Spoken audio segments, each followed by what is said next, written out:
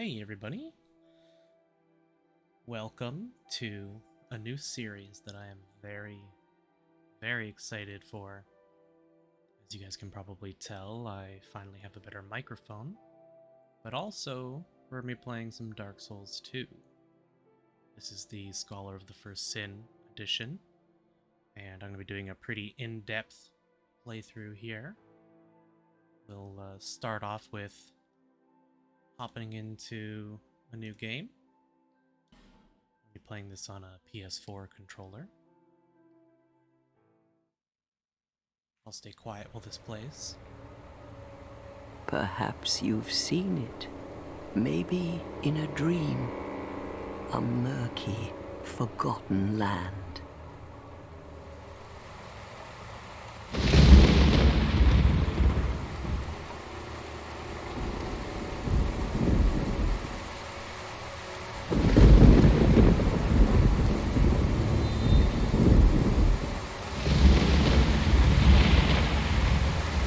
A place where souls may mend your ailing mind.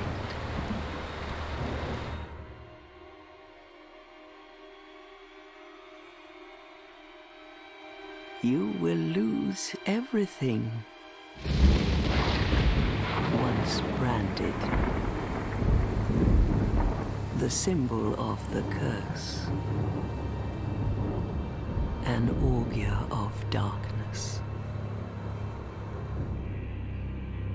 Your past, your future, your very light.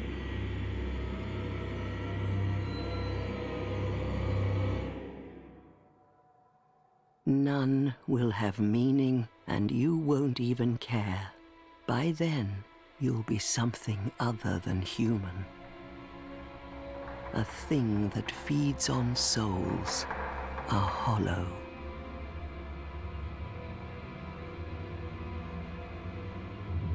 Long ago, in a walled-off land far to the north, a great king built a great kingdom. I believe they called it Drang Lake. Perhaps you're familiar. No, how could you be? But one day, you will stand before its decrepit gate without really knowing why.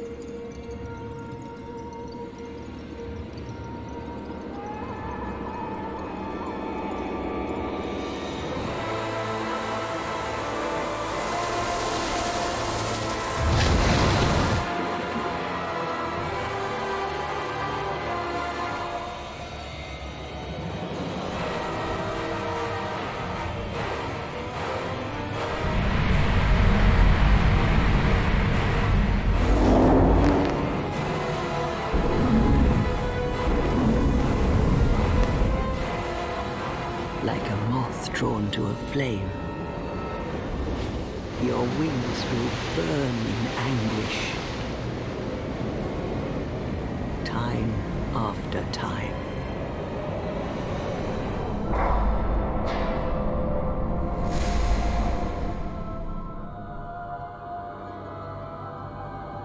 For that is your fate. The fate of the cursed.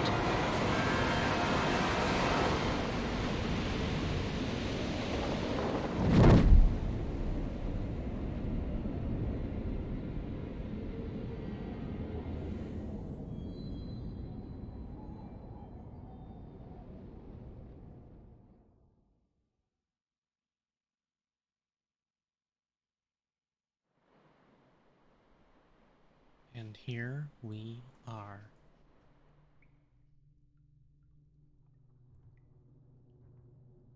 I love that intro. Gets me every time. That is the one and only cutscene in the entire game. If you're not familiar with Dark Souls, then yes, the rest of the game is just as vague as that was. I expect things betwixt. I expect there's going to be a lot of people in the comments who are not so familiar with Dark Souls 2.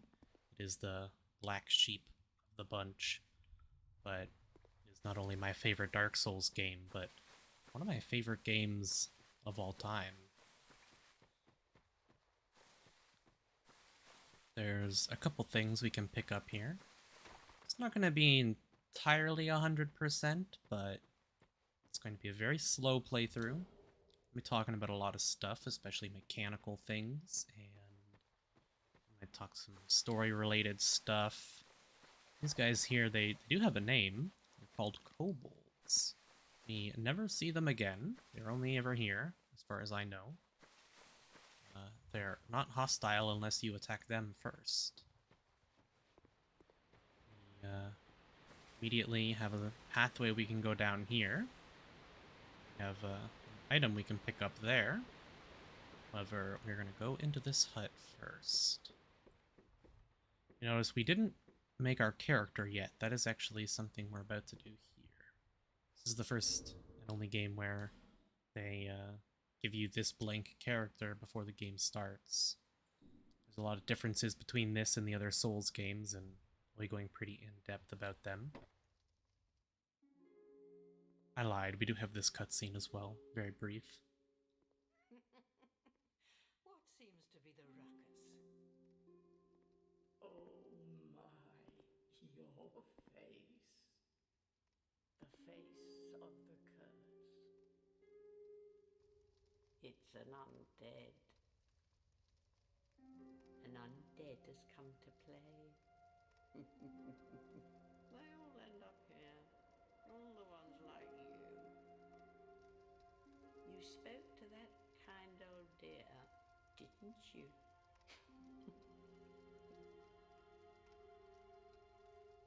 You're finished. You'll go hollow. Yes, you'll become one of them. Hollows prey upon men, feast upon their souls. This is the fate of the cursed.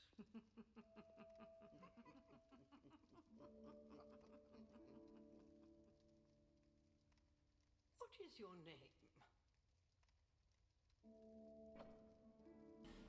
Okay.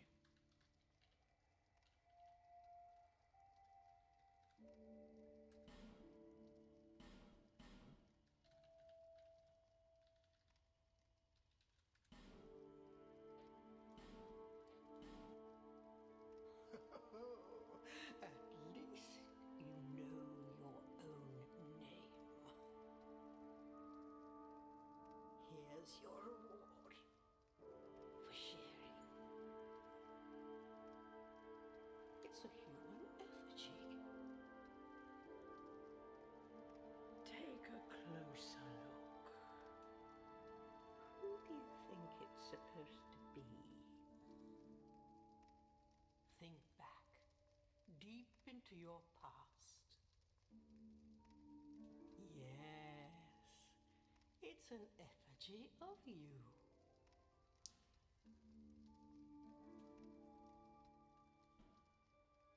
Okay, now, the build I'll be playing for this playthrough is going to be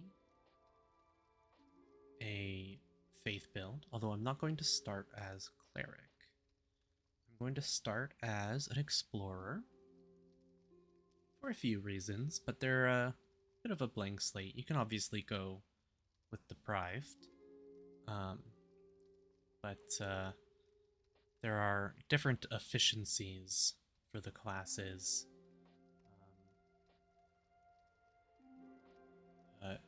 The biggest being the items that you see us starting with here. The big one being the Repair Powder and the Ferrous Lockstone. Gives us a few other things.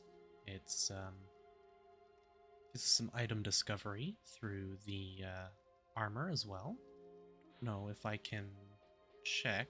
No, it doesn't let me check.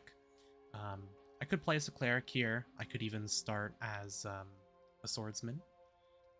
I'm going to need 25 dexterity for the weapon I plan on using. But I like having the extra Ferrous Lockstone here at the start. For our gift, there's a couple things you could get. The Petrified Something is nice. The Ascetic can be useful. The Seed of a Tree of Giants is... I'll be playing online, so it could be useful, but probably not. I can explain more about the item specifics, but we'll be starting with Healing Wares. It is more or less the best way to go. As you can see, it gives us some extra life gems and some poison moss. The rest of this is negligible. There's no obvious starting item like the Master Key in Dark Souls. For our body, doesn't really matter, honestly. To make my body a little smaller, I suppose. And I don't care about the rest of it. I'll be wearing armor the game for the rest of the game, so. All people come here for the same reason. To break the curse. You're no different, I should think. Doesn't stand a chance. Well, you never know.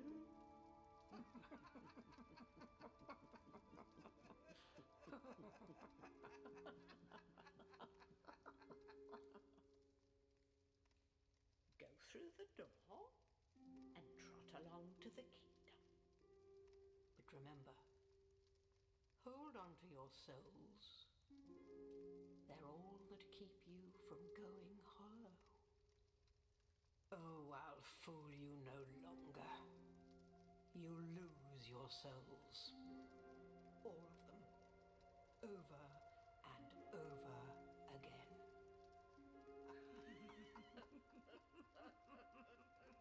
Hopefully not too many times. I have played a lot of this game, well over 2,000 hours. A lot of my time was in the original, which is the preferred version of the game for me. You can see we start with 30 life gems with this setup, as well as a couple other nice things here. The Spell Quartz Ring, not very useful, but we'll have it. It can come in handy in some later areas. You'll probably see me put that ring back on for Shrine of Amana. For now, we will remove this stuff. I'll keep the witching urns on there. I'll actually take the bolts off as well. Now, we do only start with the dagger here, but that's okay. Now, Dark Souls 2 has... I might show this off on some chests later that I know I'm not going to want, but you see, if I attack it, it shakes a little bit there. So it's something they put in place. If you attack it too many times, it'll break. And it was something they put in place to try and stop people from attacking every chest they see to find out if it's a mimic or not. A lot of fans don't like it. I kind of do. Now there's the odd chance if you do break it, you only get rubbish instead of whatever the item inside was. So you can sometimes break it on accident when fighting enemies, and that can be troublesome. There are metal chests that are unbreakable. And this game does have mimics as well, but I will point those out as we get to them. This is a limbo, a link between Drangleic and the outer world. Fair traveller, I know that you must have a story. Why else would you visit such a place? This lost, decayed kingdom. Now I used to speedrun this game, but as I said in the intro to this video, and as you can see in the title, it's going to be a very long, slow playthrough. I'm going to do most of the content in the game, and I'll be talking to every NPC, getting all of their dialogue. There's a couple things. There's one optional boss in particular later in the game that I won't be fighting, just due to the nature of my build, being a faith build. For those of you who know Dark Souls 2, you know what I'm referring to. My name is Millibeth. The old women were once fire keepers.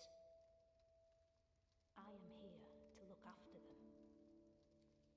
It is what my mother did, and her mother before her, and so on. The old women were keepers of the fire. But now, the fire shows signs of fading. And the kingdom is beset by hollows.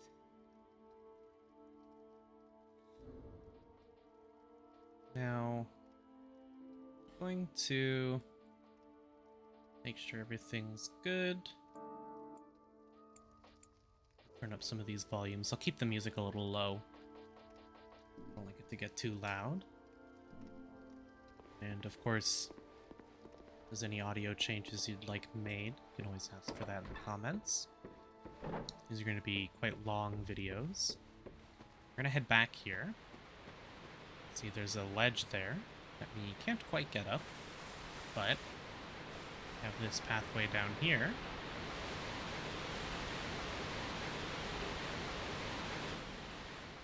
An item we saw earlier. While crossing the bridge. There is one more item we're going to grab over here. I'm just going to go and turn those back down. The sound effects, that is. The voices I'll keep increased so that we can hear that.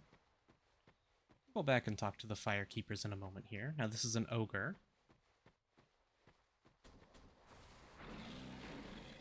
Which we are not going to fight. But I am going to grab this item here.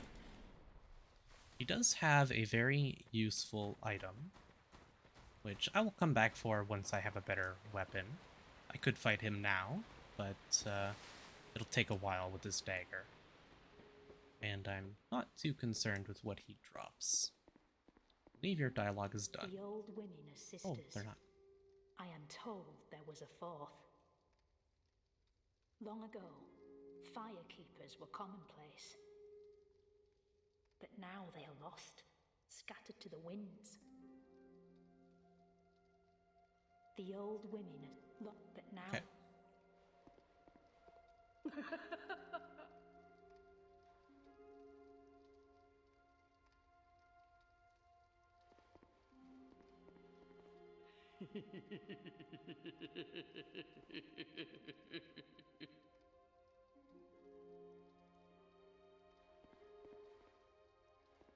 You must go on a journey without rest.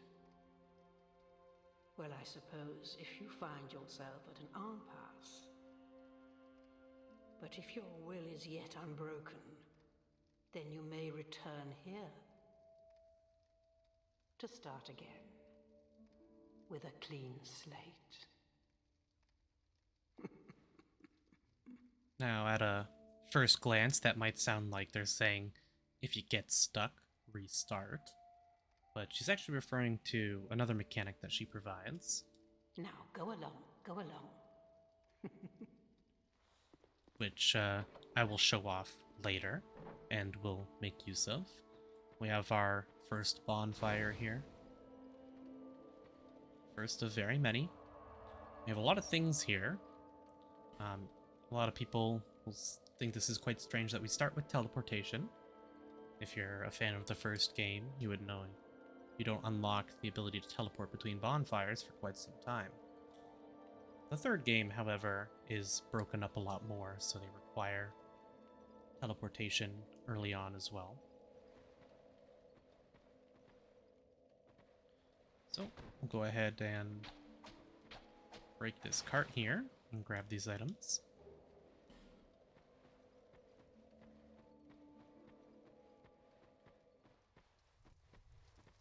We come out to here. Now, I don't actually... Do I have torches? Apparently I do. 5 minutes worth. So, I will light these. It's just based on a duration, and you have to light it at either a bonfire or another source of fire like that.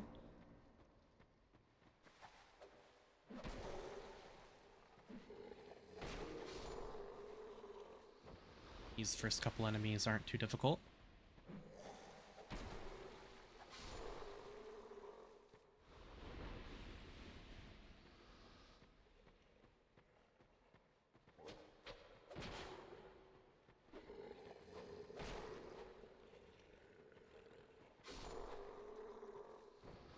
A lot of people will probably notice here,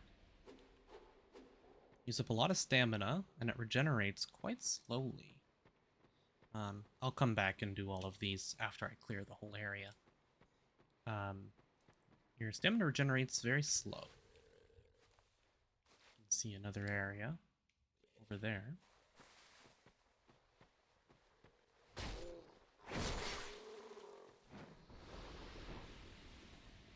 Here we have, these stones are around, you can read them if you feel like it, but they're just little tutorial things.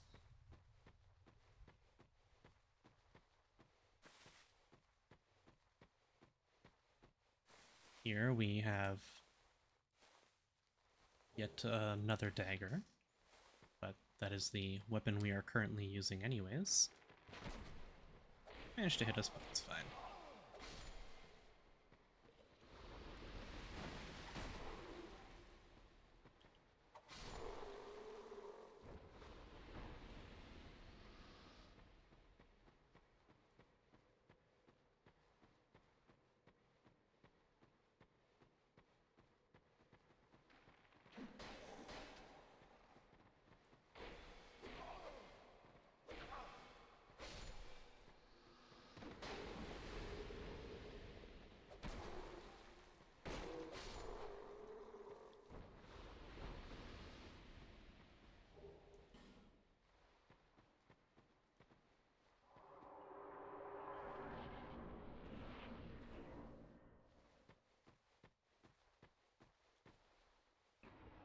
So here we have the bird's nest,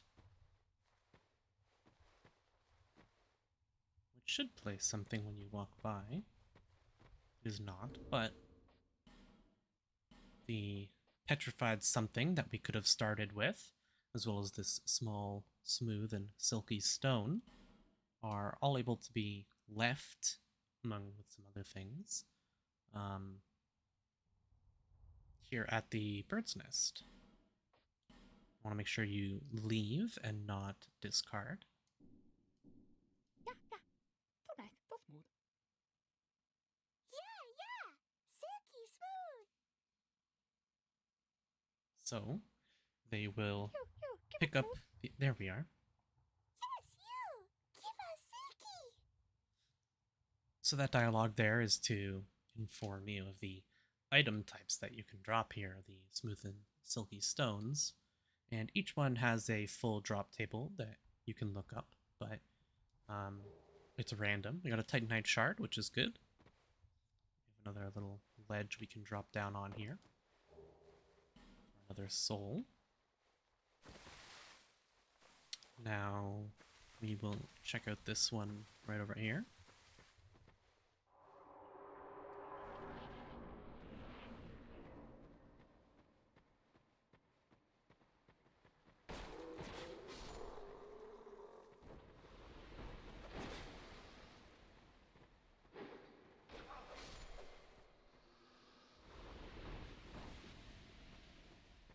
Okay.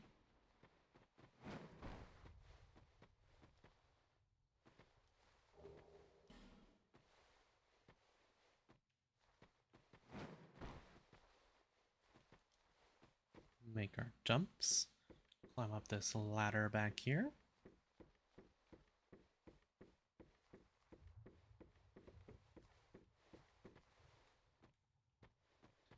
And this is our Plunging Attack tutorial.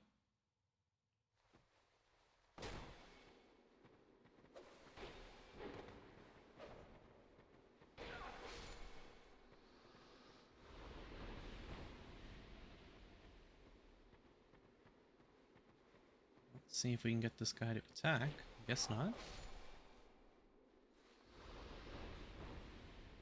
A little room back here.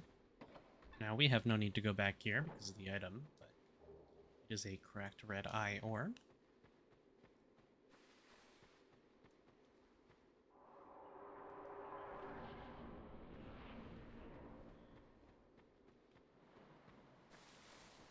And there is a jump you can do to get over here and get here early. You can see we have a enemy over there.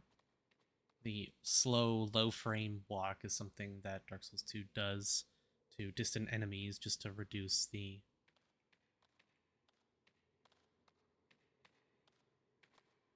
amount of processing. Very cool looking. I do like the look of this game, especially for the year it came out. It's very good looking. I will come back here and do these braziers when I can do this here. You can see we have an ogre over there. In order to do that, we'll have to go through here, though. As you can see, statue blocks our way. This is a change they made in Scholar. I'll be talking a little bit about the differences between Scholar of the First Sin and the original version. I assume most people are playing on Scholar nowadays, but for the most part, this will apply to both games. There are some slight item changes and placement of items especially, and placement of enemies. Here we are at Majula.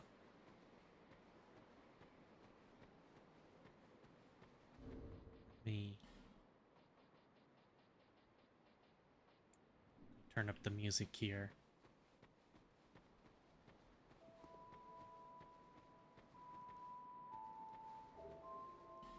Very iconic. Another little secret over here. Now this drop down here is not the only way to get this. I can show the other way. But we have a Morning Star and a Cleric's Sacred Chime. As well as binoculars, which are very useful. There is a jump you can make this way, which I might die, so I'm going to go hit the bonfire here first. And I'll talk about Majula. This is our hub of the game, the equivalent of the Firelink Shrine. I jumped a little too late.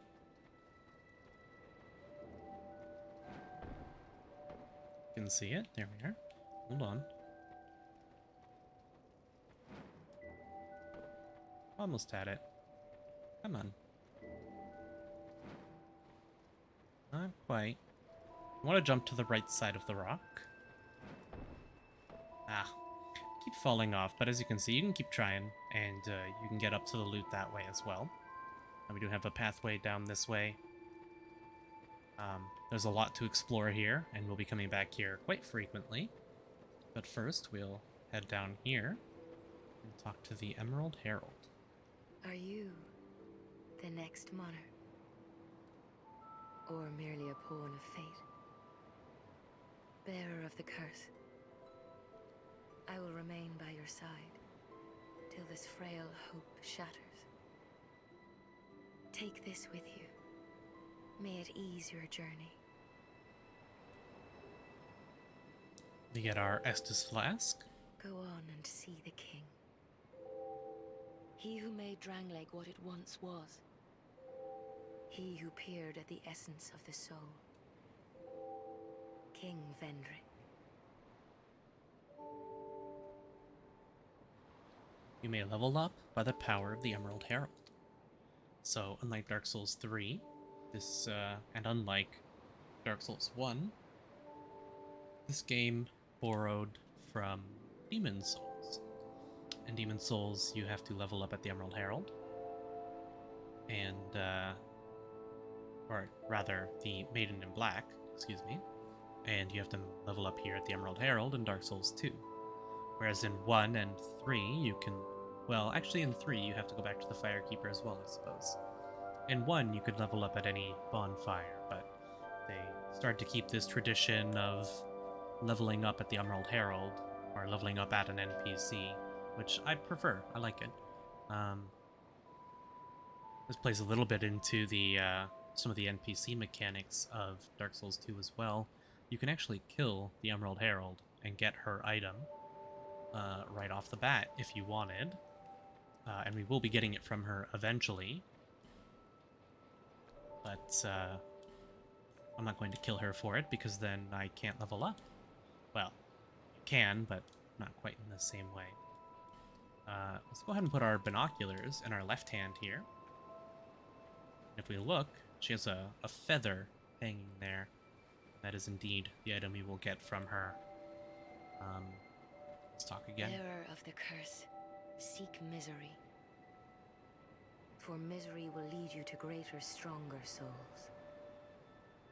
You will never meet the king with a soul so frail and pallid. So, we have a weak soul, apparently. Seek those whose names are unutterable. The four endowed with immense souls. Their souls will serve as beacons. Once you have found them, return here to me, so that hope will not fade away. Okay, so pretty simple goals set out for us. Kill the 4 Lord Souls. A very similar premise to Dark Souls 1 in that regard. Bearer of the curse, seek souls. Larger, more powerful souls. Seek the king. That is the only way. Lest this land swallow you whole, as it has so many others. So, we can level up, we can upgrade our Estes Flask, and we can talk. Over the hill and past the forest is the king's castle, where a man peered straight into the essence of the soul. But whatever came of it? Those who come to Dranglake seeking salvation soon lose hope and turn hollow. It happens to them all, sooner or later. That blue knight at the base of the tower, his spirit is already broken. Although he does offer sound advice. Perhaps he is a foreshadowing of your own future. That tiny thing inside the ruins. An ancient being that will mock your very existence. She imparts sound wisdom, provided you find her on a good day. The sign you bear will drain your very souls. And without souls, you will turn hollow. Stay strong. Do not lose hope. Even when you have precious little time.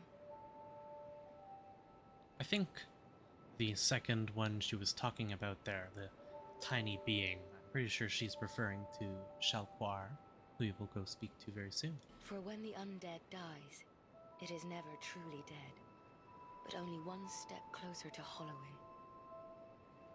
Not all undead are hollows, but all hollows were once undead.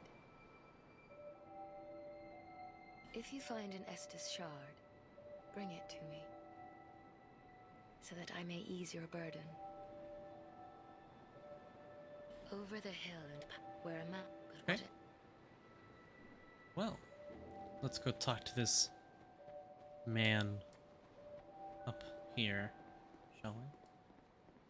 We have a plaque here. That is the count of deaths in the game. This counts for your server. So PC and consoles are all separate. That is 513,542,383 deaths worldwide. And if you play offline and single player, this will count just your deaths. You're undead, aren't you? You have that distinct scent, the smell of irreversible fate. This is Majula. It is a kind of settlement, a place where life is almost normal. And in Drang Lake these days, there are very few places like that. I am Solden, and like you, I lost everything, and now I'm here. You probably heard that it was possible to break the curse here. Well, that's not true at all. There's nothing here for you, me, or anybody. Actually, as we will eventually find out, we will find a way to break this curse. Do you know much about souls? Even I'm not certain, but I'm told that the soul is the essence of life itself. Anything living, sentient or no, supposedly has one. What we call the curse is traceable to the soul. Do you see what that means? To be alive, to walk this earth.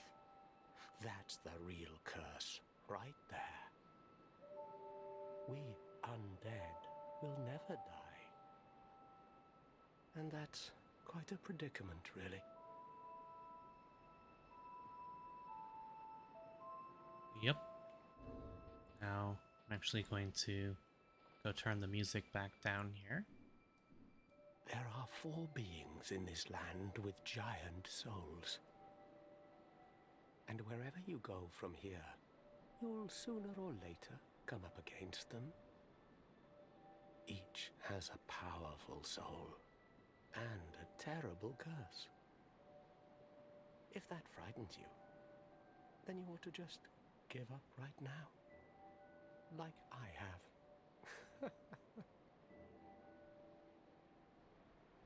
So, we know we have 4 bosses to kill. They're actually not a requirement. They're not something we need to do. In fact, you can go to the second half of the game without ever killing a single boss. I believe. It should be possible. You'd need to do a lot of grinding, but as you can see, there's a lot of stuff here on this screen, which for new Souls players can be quite overwhelming, but it's actually not too bad.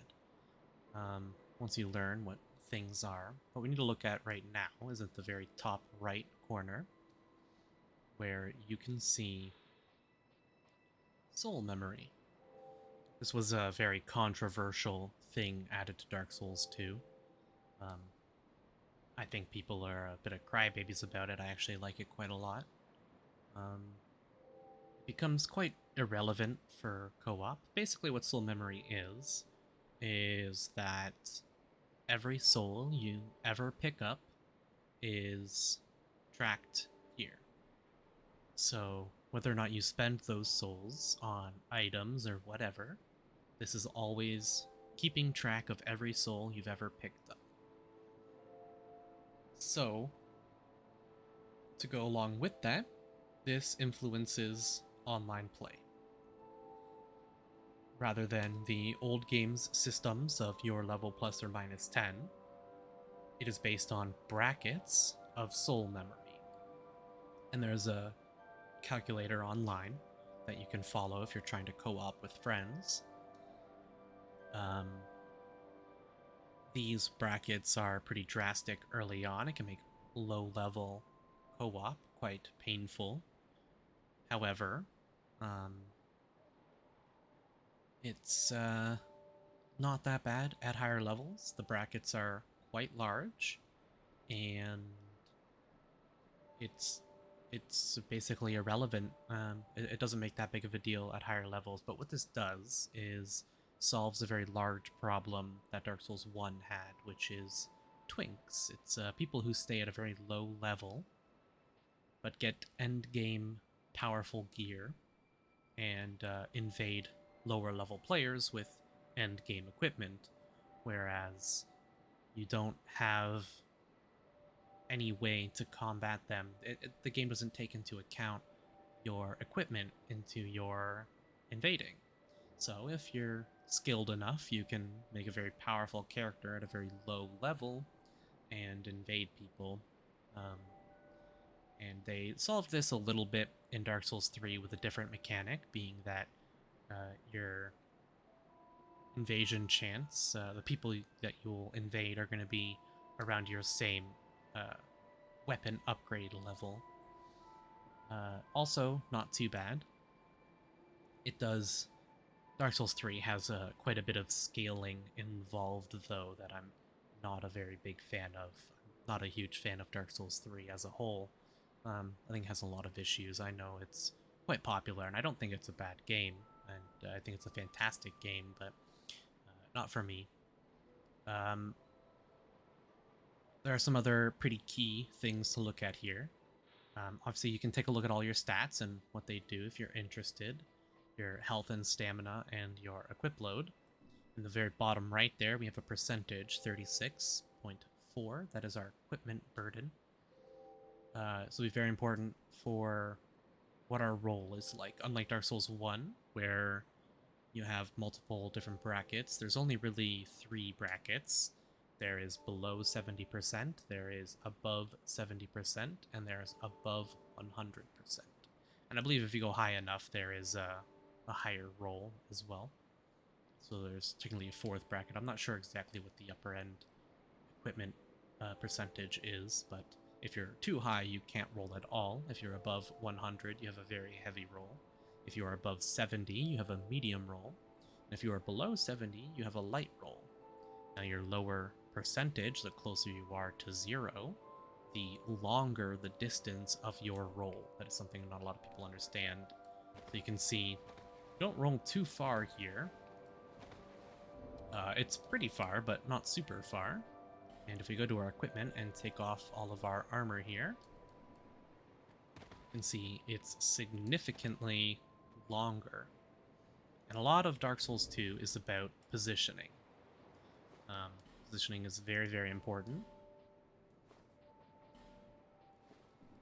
And that's another big complaint about Dark Souls 2. I will talk more about the dodging system as we get into it, but it's a lot of people like to complain about it, but it's quite good.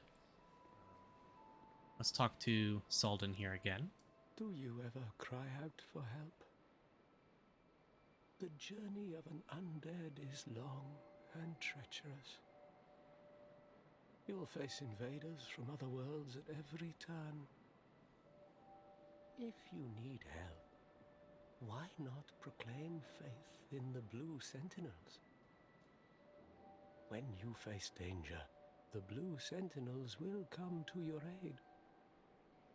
Protection is yours, if you wish. You need only accept their kind embrace.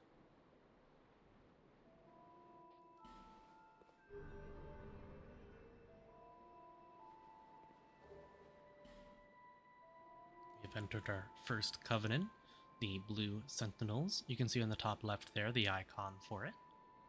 That is a wise decision. People are weak, but the Blue Sentinels watch over us in their benevolence. Let the Sentinels cradle you in their embrace. Do you feel lonely here?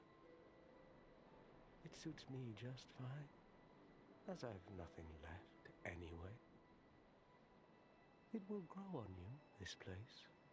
Give it some time.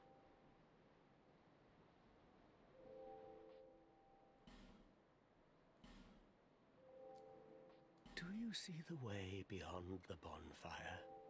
That will take you to the forest of the giants. There was once a great fort, but little of it remains. You may just find something there that will be of use on your journey. But don't venture too far inside, or you might not come back. Hade's Tower of Flame lies beyond the far gate.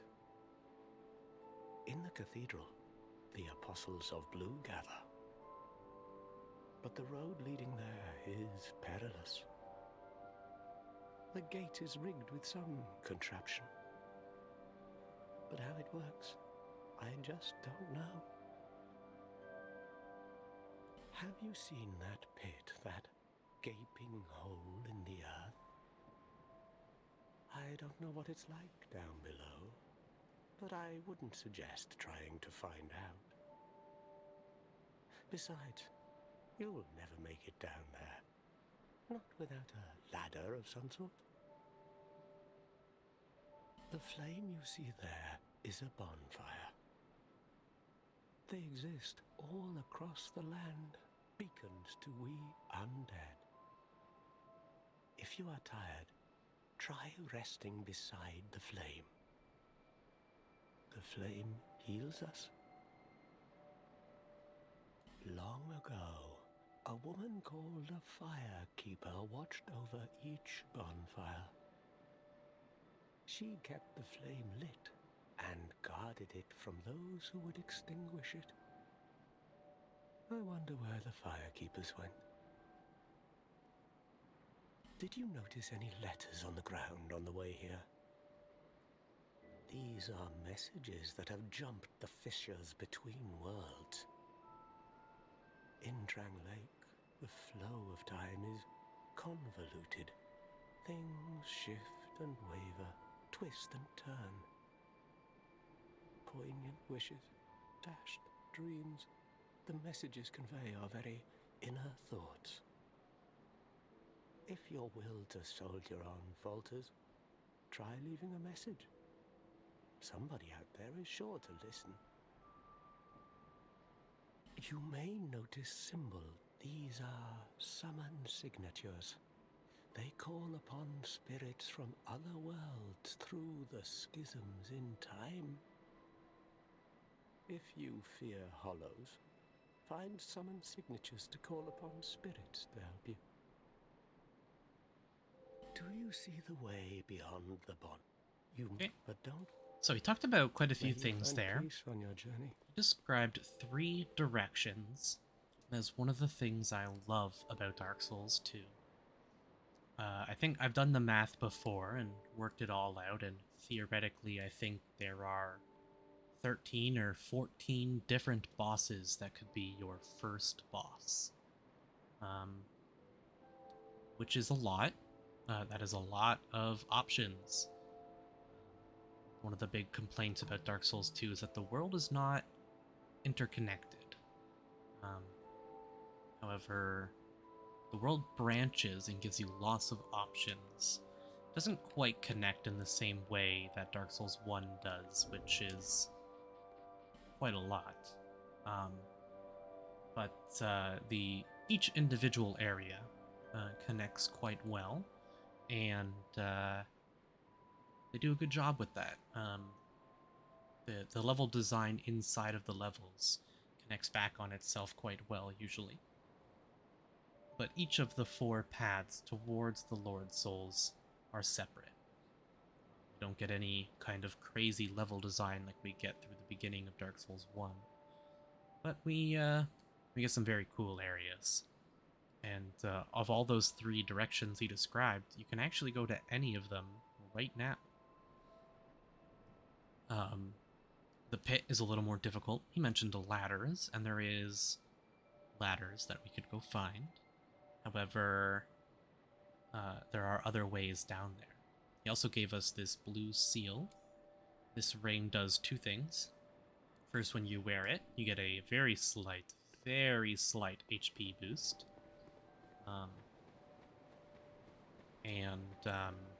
It also allows people in the blue Sentinels to join you when you are being invaded. the rest of the bonfire here, just to heal back up. And I can actually show this off, just how many hit points it gives, rather. So you can see that slight little increase there, that little bit missing, that's the increase from putting the ring on. So it's a little bit. I could check the exact numbers, but it's not that big of a deal. We have another NPC here, along with a locked door. Who are you? Oh, it doesn't matter. Just help me open this door. I packed my tools in here, seeing it was vacant. But now somebody's gone and locked the door. I'm a blacksmith. I'm nothing without my tools. Bring me that key. Chop chop. I'm a blacksmith. Bring me... Okay. Well, we have to look for a key to this building. Now, why he can't just crawl through any one of these holes, I'm not sure. Another soul and some life gems there. So we only start with one Estes Flask in this game. And the Estes Flask is also not an instant heal like it is in the other Souls games.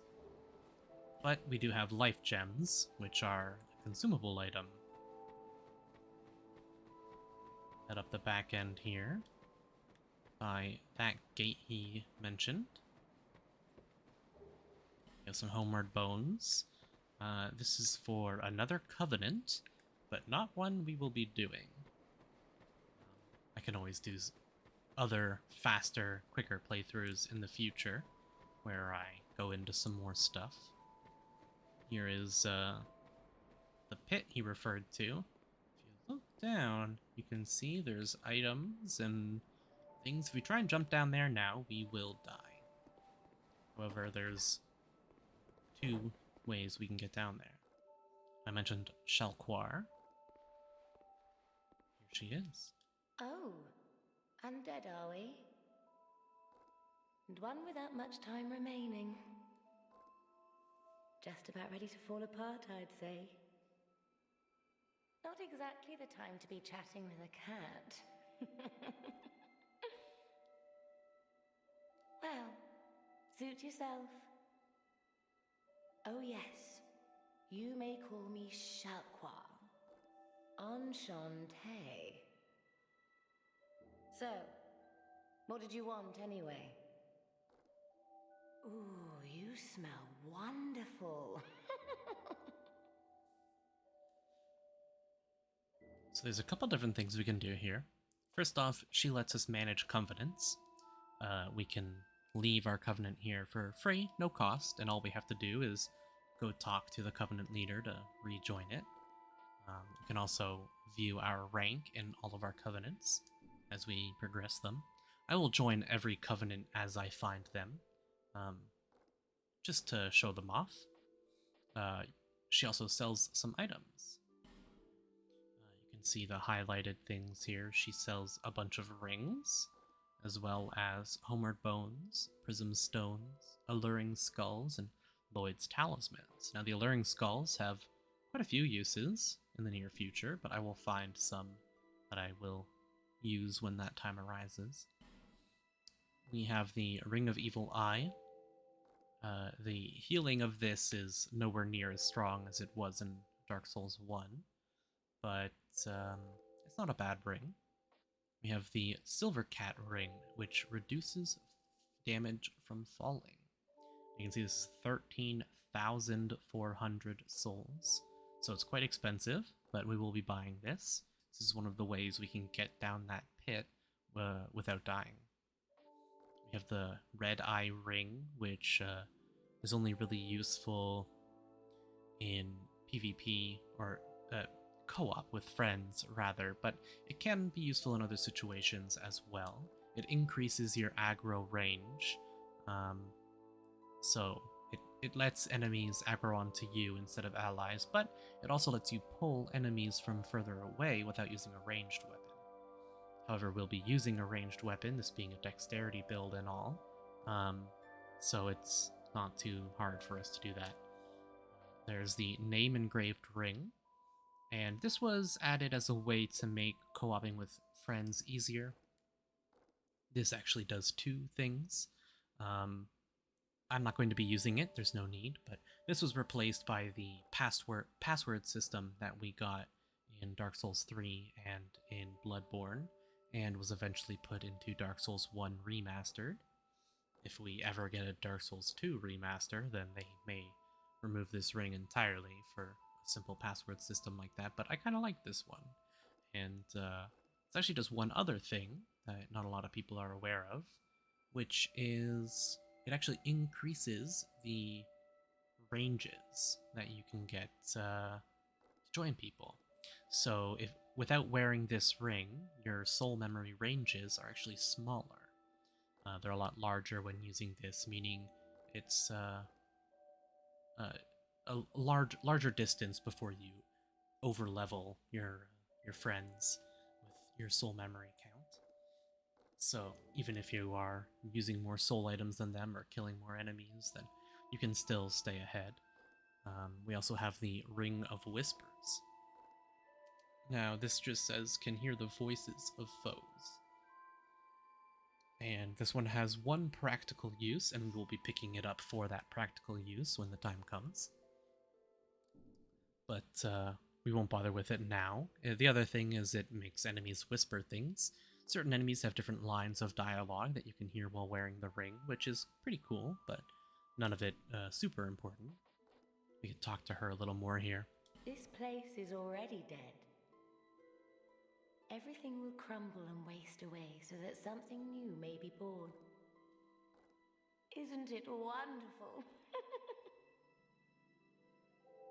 This place is fascinating. We receive only the most peculiar visitors. Folk like yourself. It's enough to keep even a cat amused. Are you going to see the old ones? Those four who have grown so incredibly ancient. They must have sprouted quite a thick coat of moss by now. For heaven's sake, no one even knows their names anymore. Imagine that. Yes, nothing like yourself. For you have a most pleasant scent that grows nicer with each passing day. Have you made friends with the man by the sea? He's lost everything. Absolutely everything. The only thing he's good for now is a few tidbits on covenants. Covenants are a type of, well, contract, you might say. You give something to gain something. That's the way humans like it, right? It might be just the thing you need. But what does a cat know? Did you see that oddly formed rock behind here? Long ago they called it Victor's Stone, as I recall. If you wish to face greater challenges, speak to the rock. Although, you'd just as well not. What she's referring to there is the stone we walked up to. It's another covenant, and it does just as she says. It makes the game more difficult. There's some interesting rewards from it. It more or less increases the health and damage of enemies very slightly, as well as adds a few extra enemies to certain areas in the form of Black Phantoms. We won't be using it, but perhaps in a future playthrough I can do a Covenant of Champions playthrough. This place is already... Okay. Isn't... No more new dialogue from her. Nothing suited you, I... We'll be coming back to her to buy her rings. Now we have this very suspicious looking well here.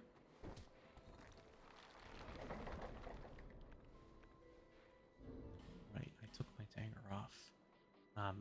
I don't quite have the stats to use this Morning Star here, or I would. We knock that rock down and it brings up a body for us, containing an Estes Flask shard. Now back here, we have some little enemies you can see. Those are pigs. They're very small pigs.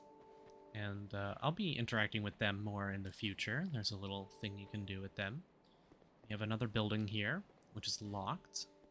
And we'll be getting to that probably in the next video. I'm going to let this one run pretty long. These will probably be 2-hour videos instead of the usual 1 hour. This is going to be a long enough series as is, so you can come up here and grab an item. Titanite Shard, that's 2 we have now. Now if we run and jump, we can actually just hop down that ladder. Otherwise, you can go show this. You can't just fall off. It forces you to climb. But as you saw, you can do a jump there if you want to skip it. We have another NPC here. This is the last one that we'll be talking to right now. There's another NPC nearby, but I'm not going to talk to him quite yet. Hello there. Welcome to my shop. I'm Morlin, and I sell armor. Oh, sorry, Please do have a look at my wares. I could really use the business. If you'd be so kind. Interesting. We have Malin the Armorer. And he sells some shields here. And if you take a look, one of these stats on the side here, the one we care most about, there's 2 that we care about. There's this one right here, which is physical reduction. These are all in percentages. And then down here, we have stability. You want high stability and 100 physical. Right now, this one is an 85, meaning that if we block an attack, it'll only block 85% of physical damage. So we'd prefer to have a shield if we're going to use one that has 100% physical block. Now this one does have 65 fire and lightning, which is quite high, and 50 stability is quite low. This just affects how much of your stamina is taken from a block. Now another very interesting thing here is the armors. There's a lot of stats here, and in most Souls games, especially if you're coming from Dark Souls 3, you would basically ignore those numbers. In Dark Souls 2, the stats of your armor, damage types and defense types, are very important, not just for your armor, but of the defenses of enemies as well. The damage types of your weapons are going to be very important, and in fights against specific enemies, some weapons can be very, very bad. In very heavily armored foes, a slashing weapon, for example, is not going to do very much, but a blunt weapon would do a lot more. You can see here with this studded armor, it's much higher defense for blunt damage, but stabbing and slashing are very effective against it. I'll be talking more about specific weapon types. It's one of the things I love about this game. But I'll talk more about that as we get there. We'll be coming back to Malin a lot. I will be... The more money you spend at his store, the more tiers of armor that he unlocks. He'll also sell a few bosses' armors as you defeat those bosses, so you can come back here and buy those. And I'll show those off as we kill those bosses, but in the meantime, we don't have the souls to buy anything useful, so we're going to go back and we're just going to talk to him. I came from the west, from Volgan. Have you been there? It's a lively place, vibrant with trade. Very competitive, of course, and you have to grease the wheels to get anywhere. But I didn't have the funding for that, so I left home in hopes of striking gold. since then, and I've made very little headway. I don't even know why I'm still here. Everything's all run down and dying. It's terrible for business, really. A group calling themselves the Blue Sentinels have gained much power in Volgan. You can't even run a shop without their blessing. They claim to be working for the greater good, but it's absolute hogwash. I love that dialogue there. Talking a little bit about the Blue Sentinels, I mentioned them briefly, and we heard about them from Salden as well. They're supposed to be the people who come to the aid of the Way of Blue, the covenant that we're in. But Mullen here is saying that they're not quite so friendly. Oh, by the gods, why the hell am I here? Okay. You will have more dialogue in the future. And we have a couple different ways we can go, but I'm going to actually go talk to the Emerald Herald again, because we have an Estes Flask Shard. Bearer, seek, lest this... There it is, ladies and gentlemen. Bear, seek less. You'll be hearing a lot of that. For the first part of the game, that is the dialogue that she gives, and as you skip through it, since I'm not going to listen to it every time, it says, bear, seek less. So, we now have 2 Estus Flasks. Now, we could head up this way, back towards Things Betwixt. There's another pathway we can take. We'll do that later. We could also head down there to another area, which we heard a little bit about from Salden. We are going to head instead, for now, down here. I'm not going to be reading any of the things on the ground. You have a chest here. There's a blood stain there, indicating someone died. However, it's just to try and trick people into this being a mimic. We get a rusted coin there. We already have a few of those, actually. A nice little area here. These seem kind of ridiculous, but these are actually loading screens. As I'm doing this, it's unloading the things behind me and loading the things ahead of me. That's why these gates take so long. This game was originally released on PS3 and Xbox 360, so those loading screens were necessary to load these areas. Now that that gate is closed, it's unloaded everything in Majula and behind. Now we have a little area we could drop down to. We have a little pathway that leads forward, but we can take this little log bridge here to a chest for another human effigy, which yeah, now we can take that path up there. I'll show that off, but we can also make this jump over here for a Homeward Bone. No, we can come down here. We don't have to do that jump. You can see there's another ogre here, like the one we saw. We're not going to fight it right now. We're in the Forest of the Fallen Giants. This is the pathway that leads back up there. This is where it came down to. Hello. I forget that this guy's here because I rarely come this way. You can already see another bonfire over there. These guys aren't too tough, as you can see. Get a nice backstab off. Get a life gem to drop. This isn't a very important bonfire, really. There's not a whole lot of reason to have it, but it's there, I suppose. Weird body animation. You can see you have an enemy there, as well as an archer here.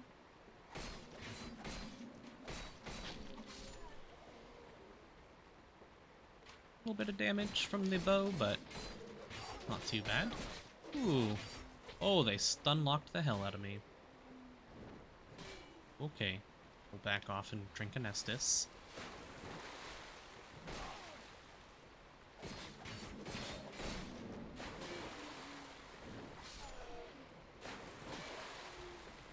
Okay. Play it slow.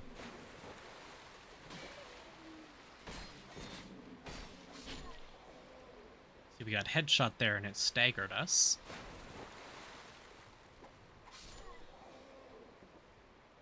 Okay. Go ahead and use a life gem instead of our second Estus charge. Well, as we'll come over here and grab this soul. The hollows aren't too much. They have a couple okay drops they could drop for us here as well, but we did not get so lucky.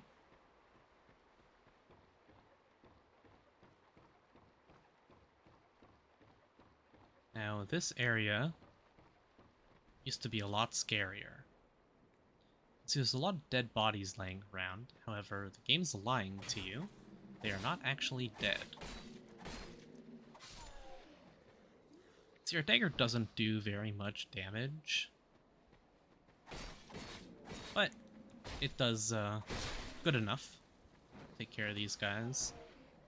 Dagger builds can be quite fun.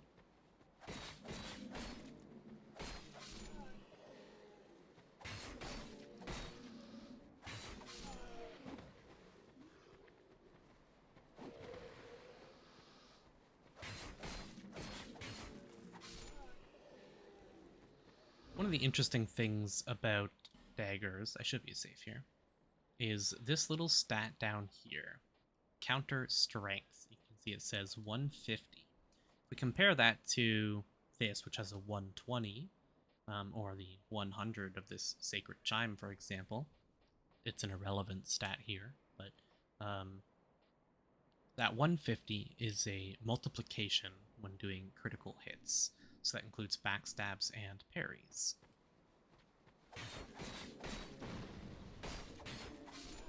There's a little firebomb there from that soldier up there.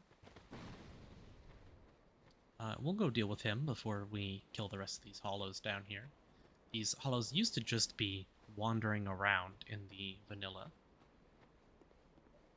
Now, there is something over there, as you can see.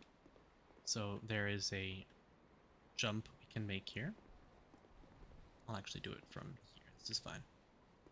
So we take a little bit of damage there from falling, but nothing too much. We get 10 throwing knives and another soul. A little more falling damage there.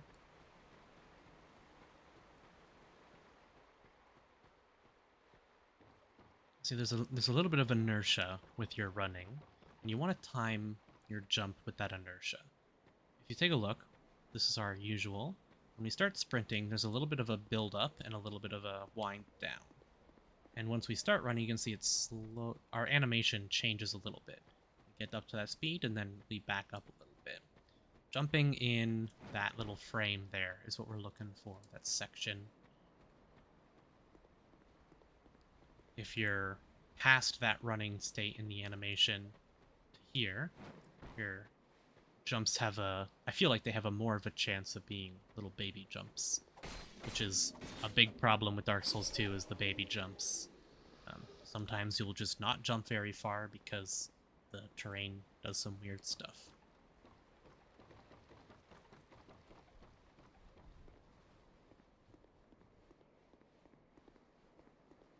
There's the firebomb guy.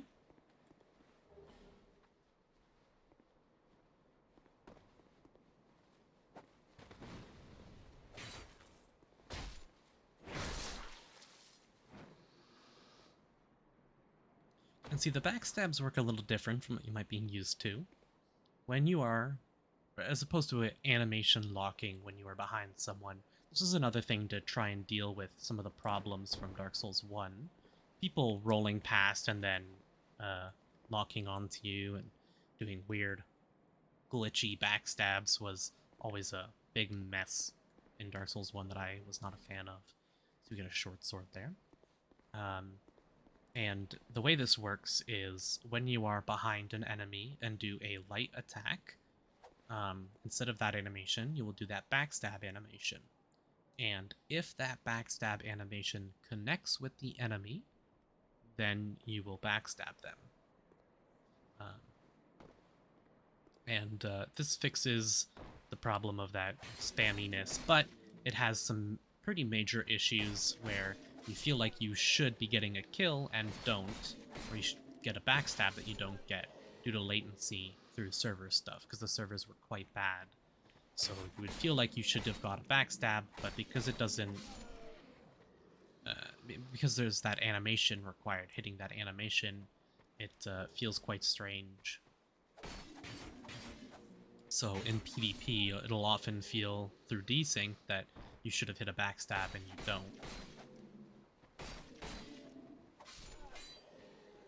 And I'm not using that short sword because I don't believe I have the stats for it.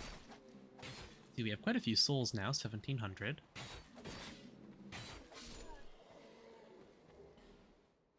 And something else you might be able to tell is that our durability is quite low. If you see on our below our dagger, there's a little red bar that is almost empty. That indicates our durability.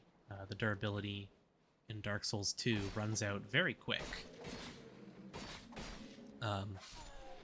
Dagger at risk. So before it breaks, I'm going to swap over to the other dagger. If we see, I need 7 strength and 10 dexterity in order to use the short sword, which I don't quite meet. The broken straight sword here, as you can see, actually does more damage, but doesn't have that 150 critical rate. And I can take a look at it here, the broken straight sword. It has a slightly slower animation as well, and if I two-hand it, this is a very common animation for swords. Even though it's the size of a dagger, you still swing it as you would a sword. I'm just going to use the dagger for now for backstab purposes. And we'll head to this fog gate.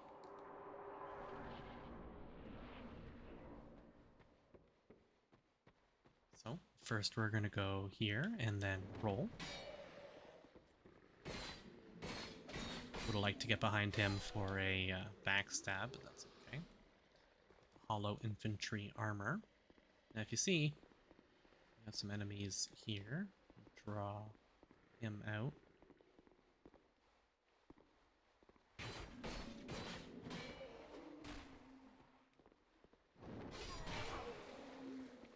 Excuse you.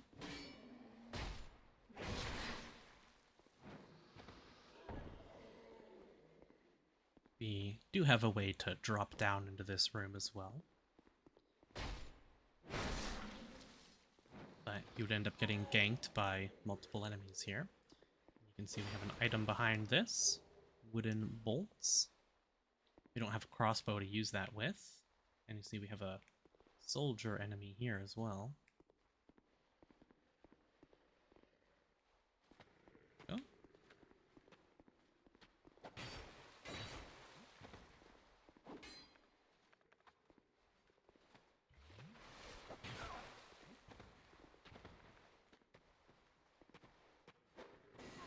Go ahead and throw one of those, just so we're not dealing with the enemy. So we got hit there. That is one thing that a lot of people dislike about Dark Souls 2, is that I got hit by that. There are lingering hitboxes with Dark Souls 2 attacks that are very important to be aware of. You get far fewer invincibility frames in this game because you can't abuse the weight mechanic like you can in Dark Souls 1.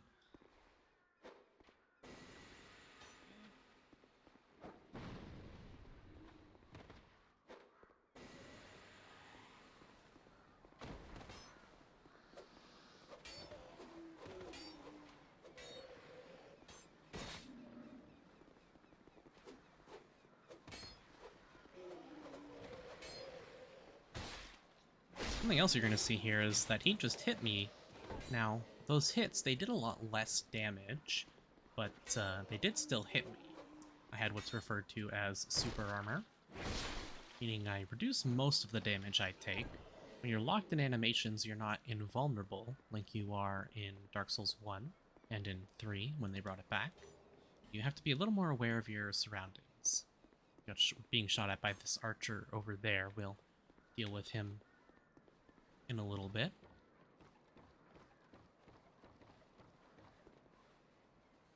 Now, we have a couple things we can do here. First, we're going to go deal with this guy.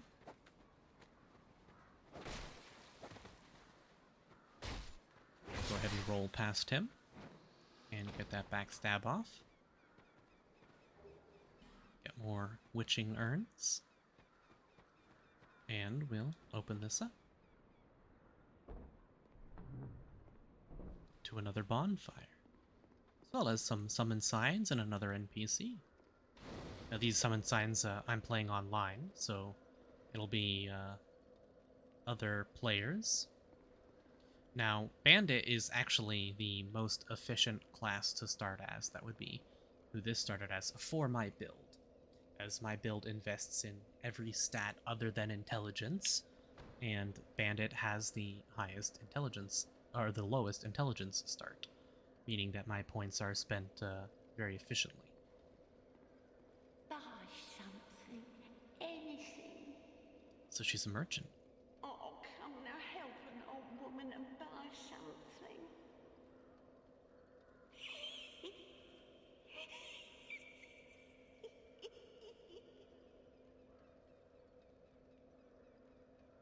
So she sells a few things, a broken straight sword, which we already have, some other weapons here. She also sells the starting armor that we have, which some people may want to grab this here. If we show the rest of this armor, irrelevant, but the helmet effect raises item discovery. And there are a couple items I wouldn't mind dropping. I'll be farming for one item in particular. Now she has a couple interesting things here. Human effigies we've seen, life gems we have seen, amber herbs we also saw. We don't use spells right now, so these are less useful to us. We have 2 of them currently. We are going to buy 2 fire bombs, which are just the fire equivalent to the witching urns we started with and picked up just outside here. These deal magic, these deal fire. Throwing knives, which we've also picked up. Bright bugs.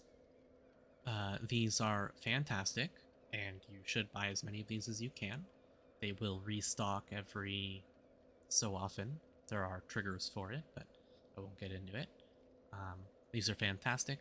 They are never too good to use. They are very nice to pop right before a boss fight. Increases your damage and reduces the damage you take.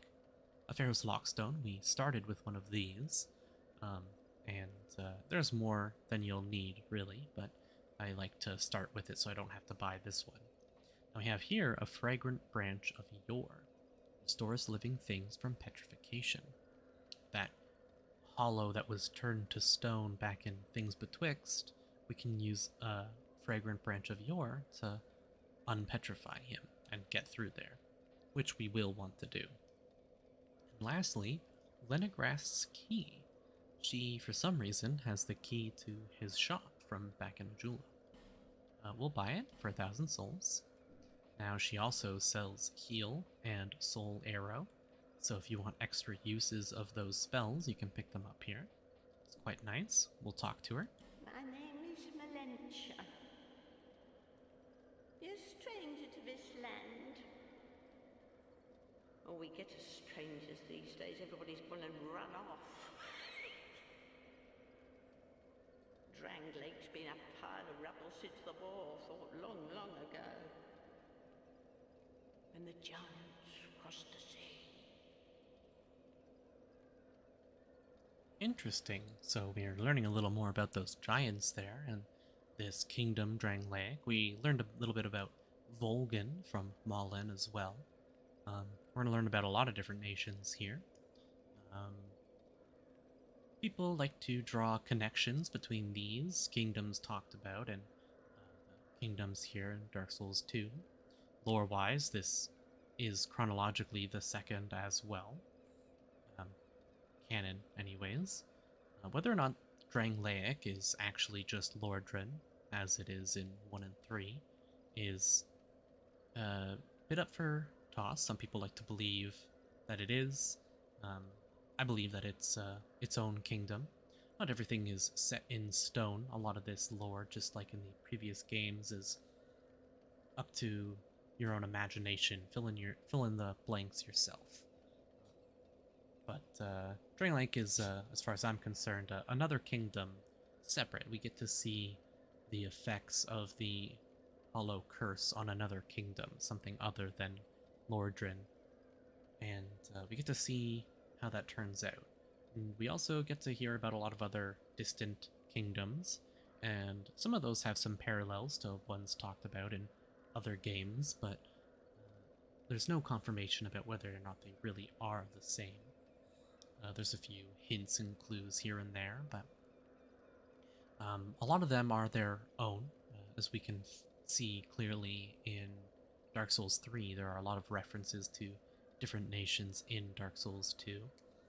Stuff like Faram, we have the Faram armor in Dark Souls 3, comes from this game, and the nation talked about is the same, so some of them are maybe parallels of each other, but who knows?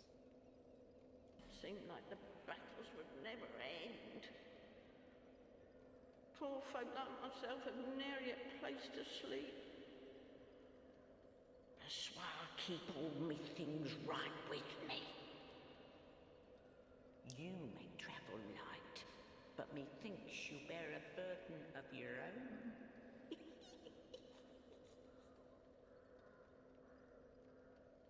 They say these trees grew from the remains of the giants. From each carcass sprouted new life growing into what you see now. But you know what they also say? Don't believe what an old hag says. Interesting. I'll show those off as we come to them. It's high time that I pick up a move. I've a bargain for you next time we meet, my love.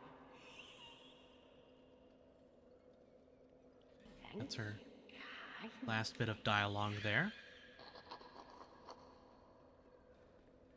We'll go sit at the bonfire here. And she's still here. You and it's high time of a bar. It's of a lonely time. Interesting. I think I may have to actually travel here. So another thing you might notice here, there's a orange border around the Forest of the Fallen Giants here. That actually indicates player activity around my soul memory. Means that I'm more likely to find people to play with here. Yeah, it's not super useful in the higher levels, but if you're looking for people to co-op with, for example. Now there is a door here, but it is locked. However, there are a few things in this game that being locked doesn't mean you can't get through. Now, I believe there is a key for this. I believe the soldier's key will open this door, which I will show off when we get that key. However, we can also just do that. It's quite dark in here. And I can't get this Titanite lizard with this dagger. Or I can, but it would be very difficult. Hand axe here. So I will come back and get that crystal lizard later. We also have a chest here.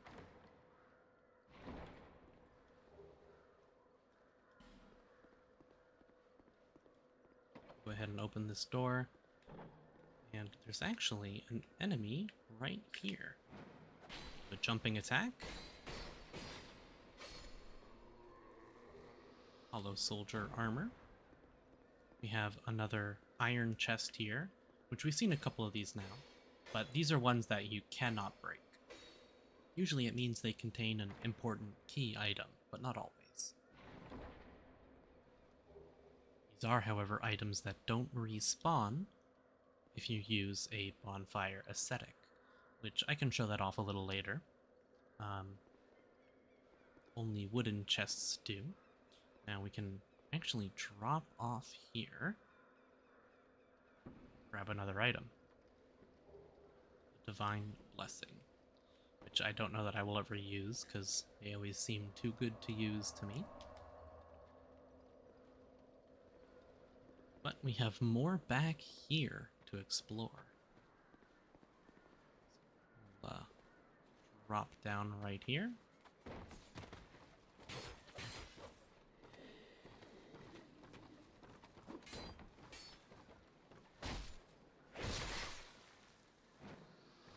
Took a little bit of fall damage coming down here, but not much. We can also see there are 2 hollows here. However, we can do a plunging attack on this one.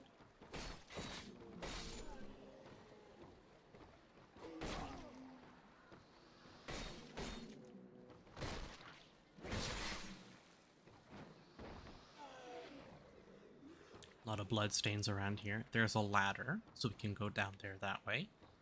But I'm going to go this way instead. Now there are some enemies here that I can't quite kill right now. I'll jump. You can of course climb up from... No, you do have to make that jump. I thought you could climb up from here. Careful not to fall.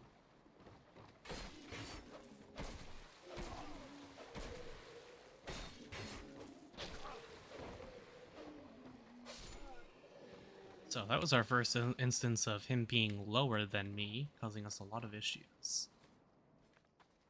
Pop a life gem here. You can hear walking around. That is the enemies inside there. There is going to be a couple enemies here that I'm actually going to avoid. Enemies that I can't fight. Or that I could fight, but not very easily. Unless... do I have enough strength to... I need more dex to two-hand it. Ah, okay. I can use the axe here. It says that we don't have enough strength to use it. You see, when one-handing it, there's that small X. But if we two-hand it, we actually get 1.5 times our effective strength. And that works for both scaling and for the purposes of wielding a weapon. So we do have the stats required to use this axe. So it'll be much better damage than the dagger we were using.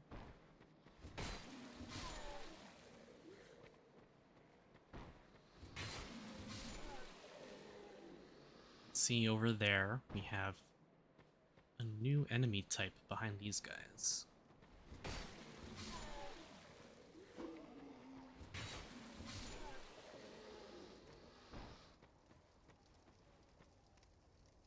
That there is an Iron-Clad Knight.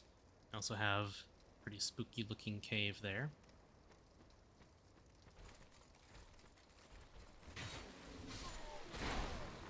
Couldn't quite roll out in time, that's okay.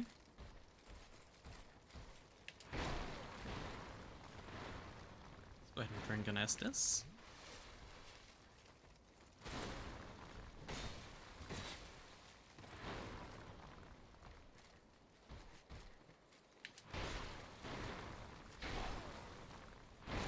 Ooh, 4-hit combo.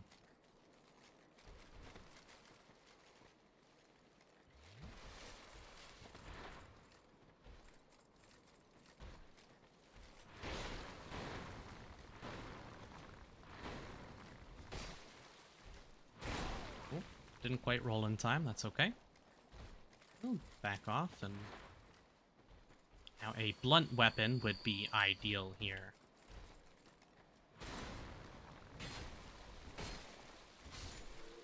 But that did the trick. He dropped his gauntlets. We won't bother wearing them. We have another Iron-Clad here. They fall back on you if you get behind them.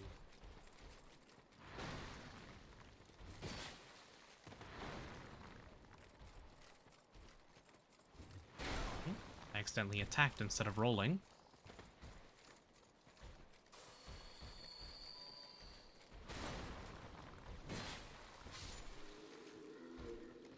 Over there, not too difficult.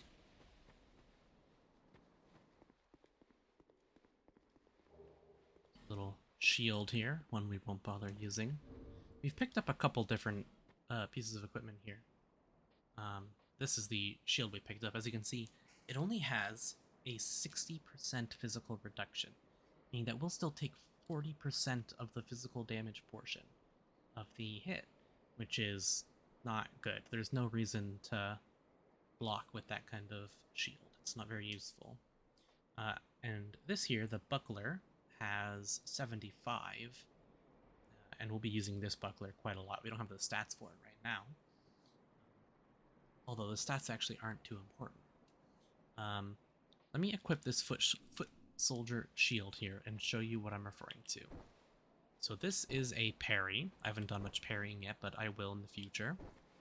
So we swing our shield to the side there. That is a medium shield parry, even though it's a small shield.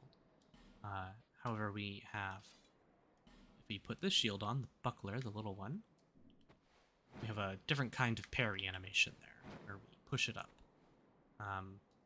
That is the parry that we'll be using. I will show that off. It has a little bit of a delay before the parry, so the parry timing is different from from shield to shield in this case. However, there's a couple benefits. The parry window is much larger. The smaller the other animation, the one that swings from right to left, has a shorter parry window, like the frames in which you're parrying the attack when they hit you, versus the small shields like this, but the smaller shields, even though they have a larger window, they have a bit of a wind up. So all of my practice in parrying is based on small shields like this. You can hear that sound, that is indicating the parry. So there's that small section at the beginning where I put it down, and then when he pushes it up, that's when the parry happens. As opposed to this shield here, where the wind-up is almost instant. The frames are almost immediately, so it's a noticeable difference. Now we are going to come down here, and we are going to open this. See Mr. Lizard there. We'll be dealing with fire lizards more in the future, but not right now. You don't need to be worried. As soon as you open up that door, he no longer hits you, but we get another weapon here, the fire longsword. I'm going to wait for these to go off again, which they should. There we are. Grab this, and then we'll run. Soul of a Proud Knight. Now, the fire longsword is a decent starting weapon for a lot of characters. However, we don't have the stats to use it quite yet. You can see the axe we're using deals 135, whereas this only deals 78. But it has that 78 fire damage built into it as well. Now, the scaling for fire is not something that we will be scaling, but it's still not bad.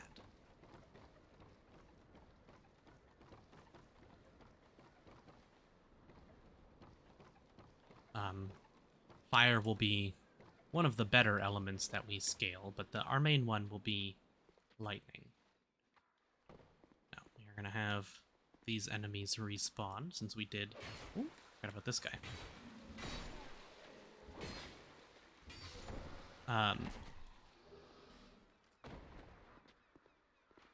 We're going to mostly be scaling lightning damage, but I will talk about stats and scaling damage types when we get to that.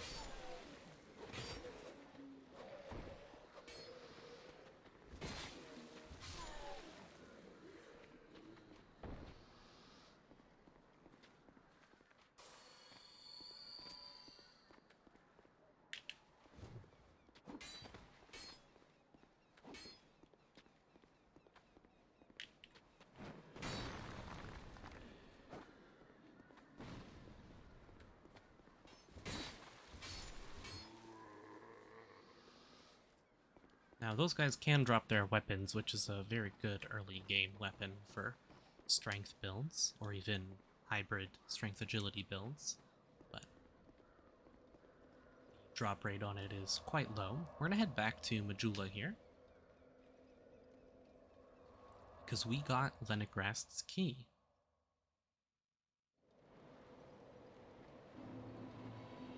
We also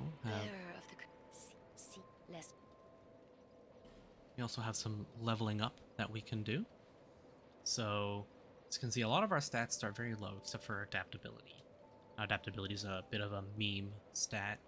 People like to hate on Dark Souls 2 for this stat. This stat is overrated. The actual adaptability is not what we care about. It's the stat that it increases.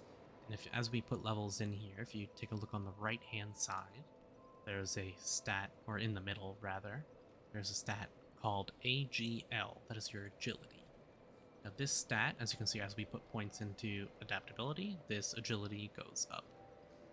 A lot of people say you need 32 adaptability on every build in order to get the best frames for your roll. The amount that your agility actually makes a difference is not very noticeable, or not as noticeable as you would think. It is a couple frames, it does make a difference, but there's other ways to increase your agility. One of the other ones that's very important is Attunement. See, we put points in Attunement, it's not quite as much, so we put 3 points in and only get 1 point of agility, whereas with Adaptability we get 1 every level. If you're going to be playing a Hybrid or a Caster, which are the stronger characters in this game, a pure physical damage melee is just going to be weaker in most cases than a Hybrid build. Most hybrid weapons tend to deal more damage, so those builds are favored. For PvP, it can be good to...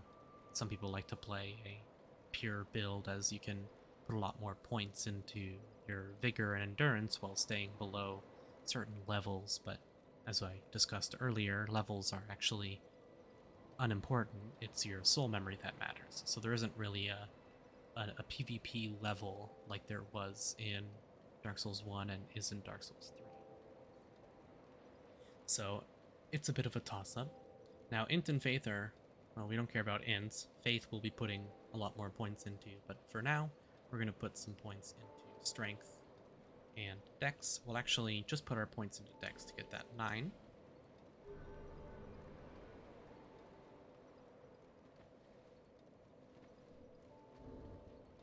Because the 9 should be enough to use the Fire Longsword.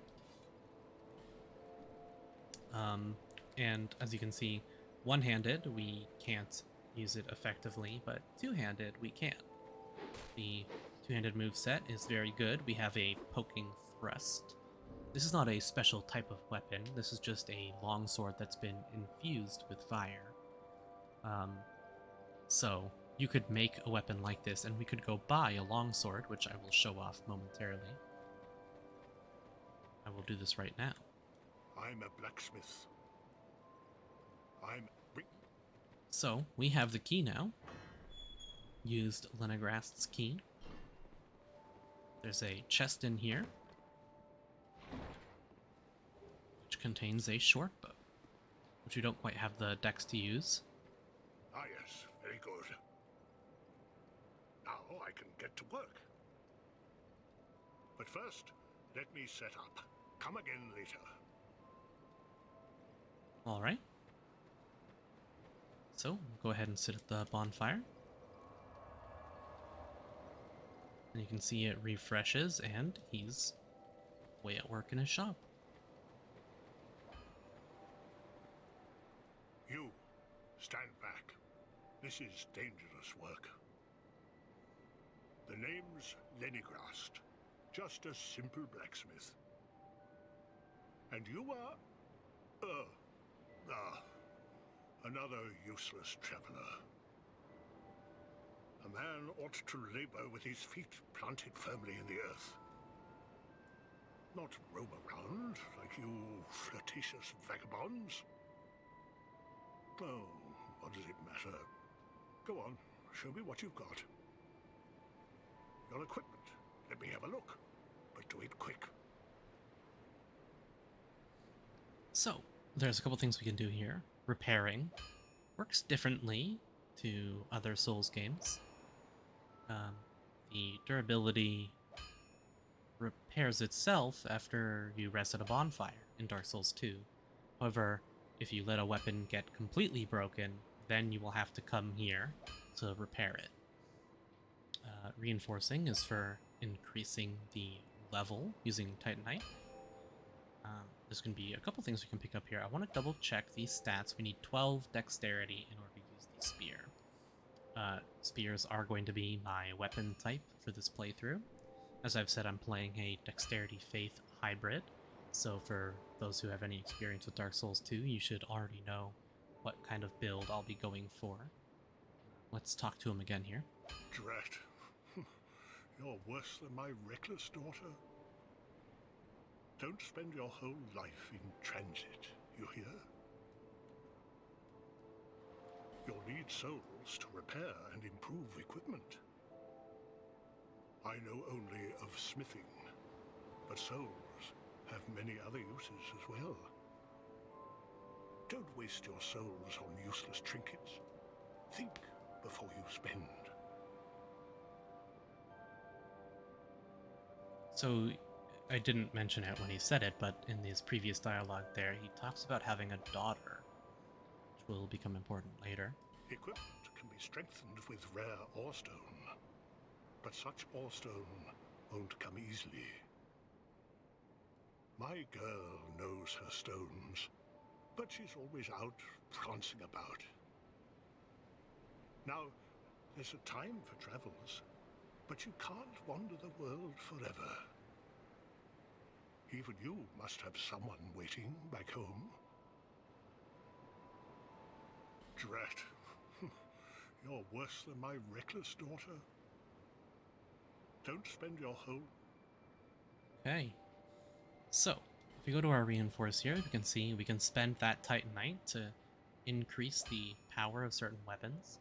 The Fire Longsword is going to be the weapon that I use for a little bit until I get the weapon that I plan to use. It is a dual damage type, and although I don't scale fire directly, I do scale it partially. So I am going to upgrade it here, just because Titanite's actually not that rare of a resource. Especially small Titanite shards, we'll find plenty of them. If you make it back.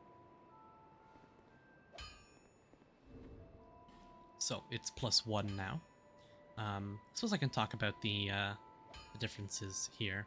You can see down at the bottom we have magic, influence of intelligence on magic attack.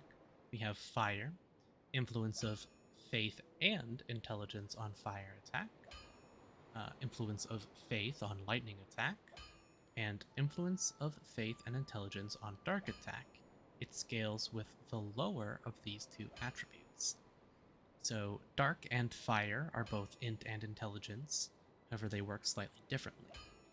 Fire, the scaling is based on your fire, your int and your intelligence added together, divided by 2, whereas dark is based on the lower of your int and intelligence, or int and faith.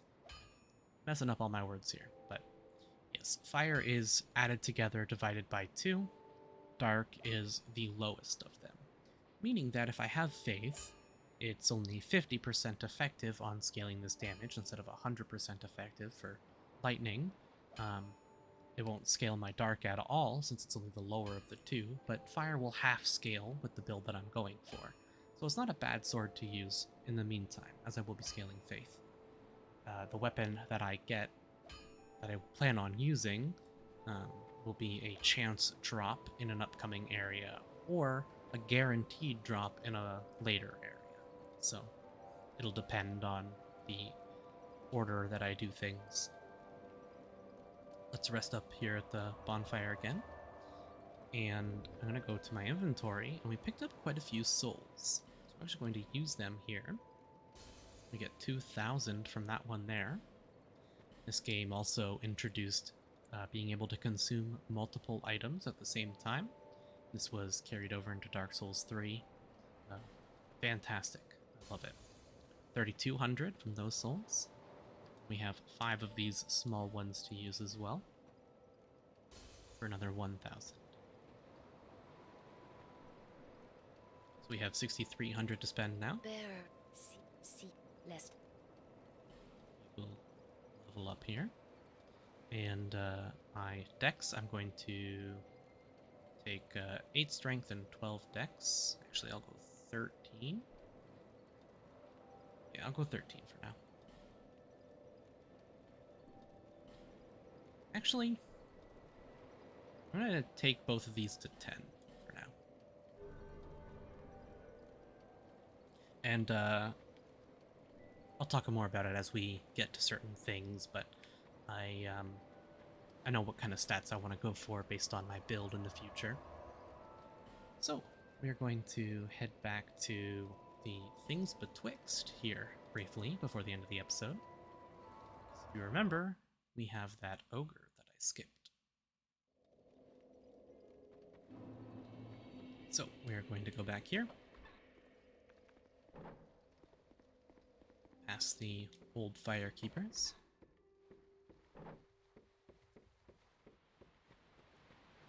And we're gonna go kill that ogre. There's a very easy method of fighting these ogres. This is gonna be a pretty good example of difficulty in Dark Souls.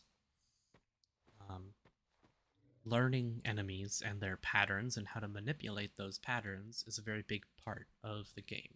It's a reason I haven't died yet. It's because I know the enemies and their patterns, so I know how to avoid it. Now, I'm definitely going to die in this series, but you see, I forced him to sit down there. So by standing behind him, I can actually force him to sit down. Didn't manage to get behind him in time there, but... Okay.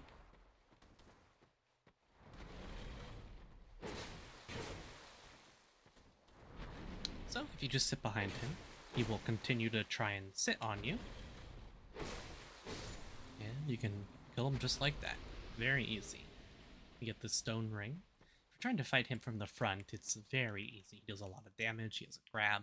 It's very wide swings that are hard to dodge, especially with our limited iframes. We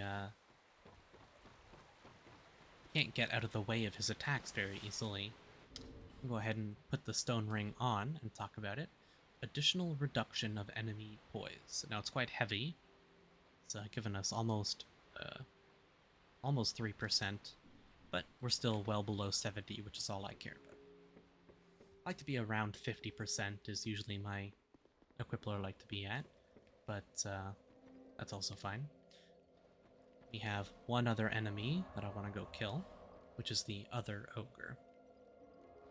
What reduction of enemy poise means is you will stagger enemies quicker. So it's very useful to use the stone ring on fast attacking weapons.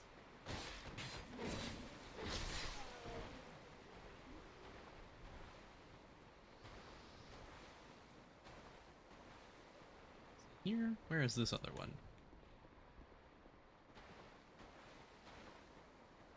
See, he's over here.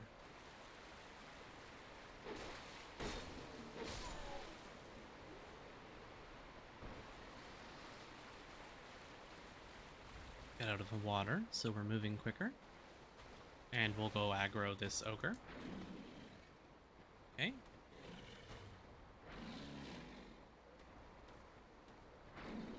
There we go. That's the one I'm waiting for. Oh. There we go.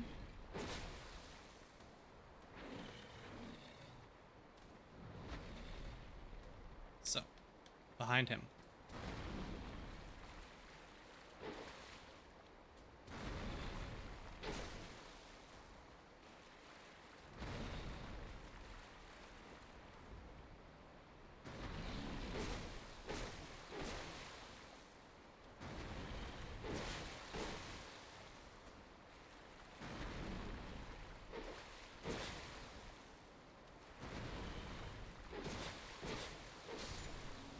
Very easy. And... oh. I guess he doesn't in this Gives us some souls, which is nice, but I'm thinking of vanilla Dark Souls 2. He doesn't actually spawn here in vanilla Dark Souls 2. We have a shade there. Just other players around because we're playing online. Head back to Majula and spend these souls before we go out.